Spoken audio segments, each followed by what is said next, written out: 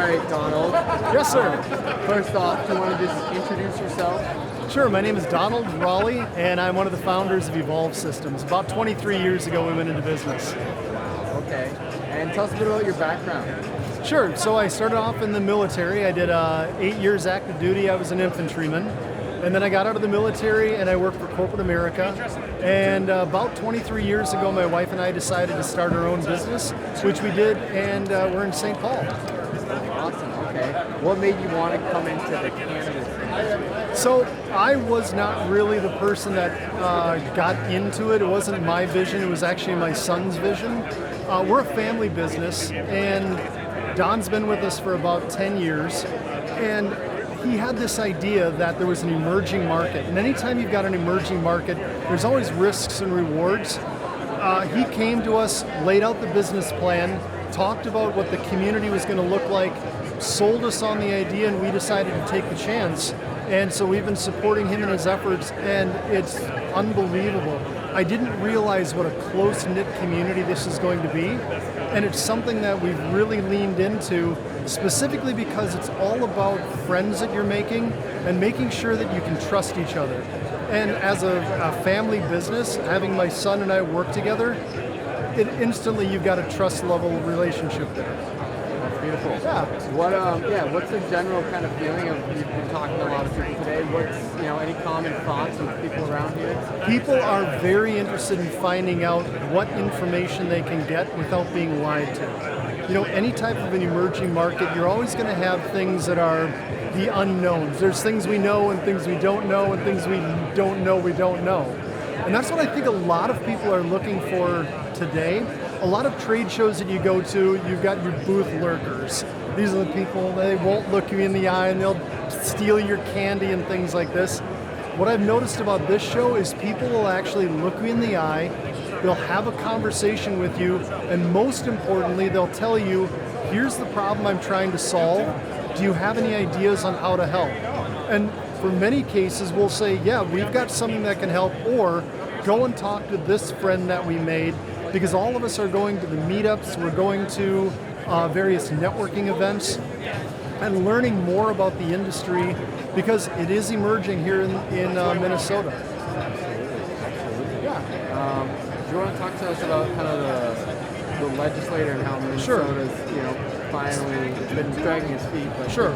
So I served in the House of Representatives here in Minnesota, and when the bill first came through, it was HF 600. And HF 600 was damaged. And it was damaged from the standpoint of, in politics, you sometimes go as far to an edge as you can to see what the compromise is going to be.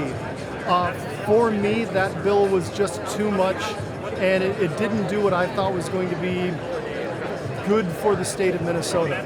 The new bill, and this is where you may have heard that some forms of hemp products were legalized overnight, and there were some senators that said, we didn't know it was in the bill. They knew. Okay, our job as legislators is to read the bills and understand them. That's what the people of Minnesota hire us for. And so anybody that says, I didn't know it was in the bill, my question is, then why did you vote for it? Because it's your job to understand the bills and to become not maybe a subject matter expert, but at least understand what it is that the bill is going to do for our communities.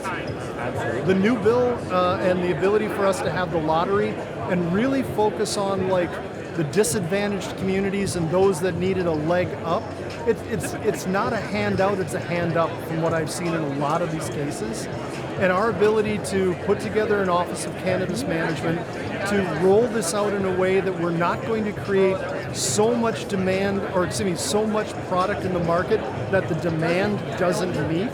You've got to make sure that you've got a good commerce type of an environment. Supply and demand is very important when you're talking about growing an industry, and most important, being able to support the companies that are starting out and trying to do things like the micro businesses and the dispensaries.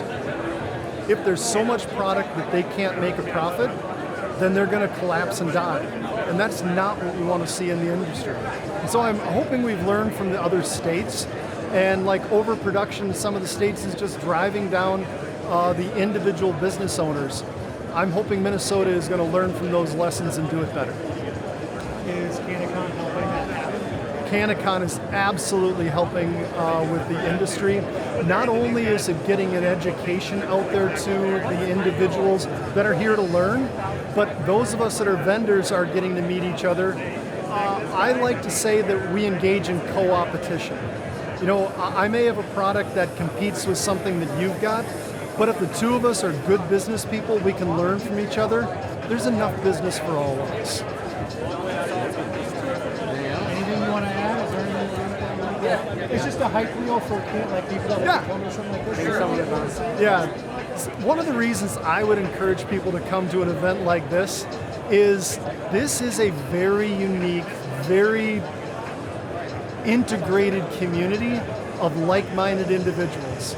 I mean, nobody here is trying to like hype something that doesn't work. This is a product that actually works for people, and it's changing people's lives. And it's amazing to be a part of this community. Thank you so much, Donald. Thank you. Awesome.